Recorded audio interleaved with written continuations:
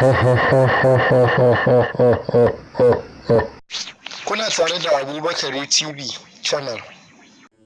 Don samun sabbin shirye-shiryenmu da na subscribe sannan ka taɓa ƙararrawa. Mun gode da kasancewa tare da mu. A sha kallo lafiya, lafiya, lafiya, lafiya. Assalamu alaikum, fatan kowa na nan lafiya. Alhamdulillahi, yau da an yanke wa Maryam Sanda hukunci. Menene ake cewa kukan kuciya jawabi ne ga mata masu irin wannan halin. Ita dai yanzu shikenan ta san fate ɗinta. Allah ya ji kanshi shi kuma da rahama. Allah ya sa ita ma ya zamanto ya ake cewa hanyarta na shiga aljanna kenan. To wani menene hanzari ba gudu ba.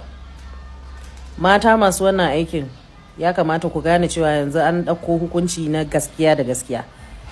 Kina kashewa za mu kinkimo ki da inda kike sai mun shiga mun nemo ki.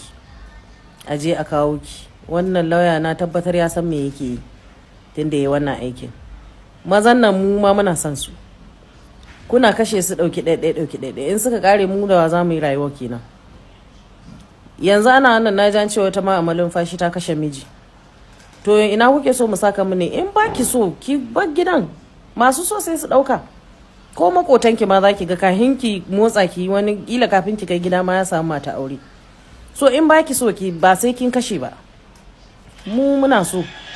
Dan Allah a daina kashe mana mazaje. Can wurin farare sun zo suna ta jaya yan maza. Da wane za mu ji to? Su sun kwasa mu nan muna nuna ko in ce ku masu kashewa kuna nuna ba su da daraja mazan. Mu muna son su. Ku daina kashewa, ku bar mana dan girman Allah. Allah kuma ya shirye mu baki daya. Allah ya sa mu gane, Allah ya raba mu da muguwar kaddara, Allah ya raba mu da wahala. Allah kuma ya ba mu mazaje arziki na albarka. Jinta ne kika ga zaki kwace ki kwace, ma saurin kawa ne kika ga zaki wawura ki wawura, me a ciki? Duk mace da ta yi saka kika ga zaki iya amshewa, kawai ki amshe ki barta ta tsaya tana kallon ruwa kwado ya mata kafa. Ba wani abu bane a ciki, ban san me yasa wai ake daukan wani abu da zafi ba. In bara ki iya rike namiji ba ki sakan mu wanda za su iya rikewa su rike. It's simple and short. Ko kuma me wani abun hayaniya a cikin nan?